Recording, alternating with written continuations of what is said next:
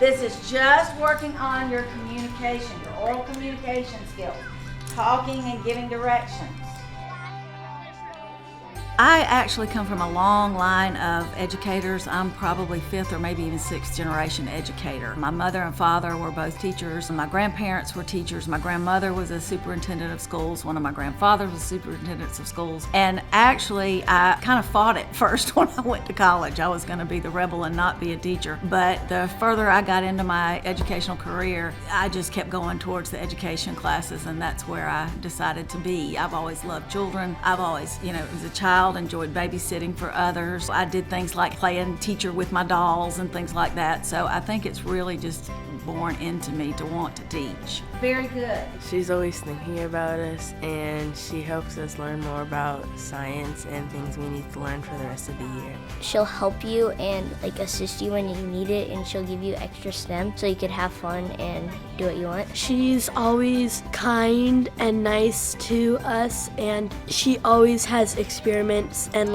fun stuff for us to do. One person will build a structure using the Legos. My philosophy is that every child can learn. I believe all children are capable of learning. I do believe they all learn at different rates. We have to meet their needs first. They all have different needs, and we have to try to meet those first. But as long as we're focusing on developing really good relationships, the learning will take place. Everyone can learn, and we need to meet them where they are and go forward. I like Miss Freeman because she's fun and she lets us do lots of experiments. She's really nice.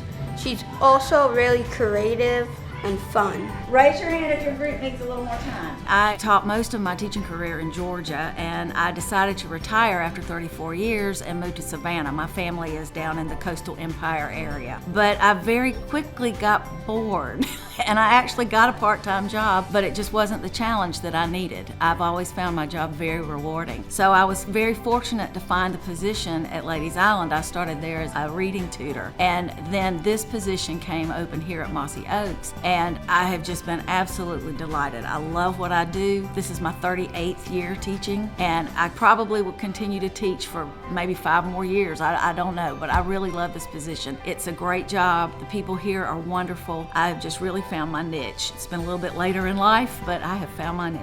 See one group with a thumbs up. Gary, give me a thumbs up if you're finished.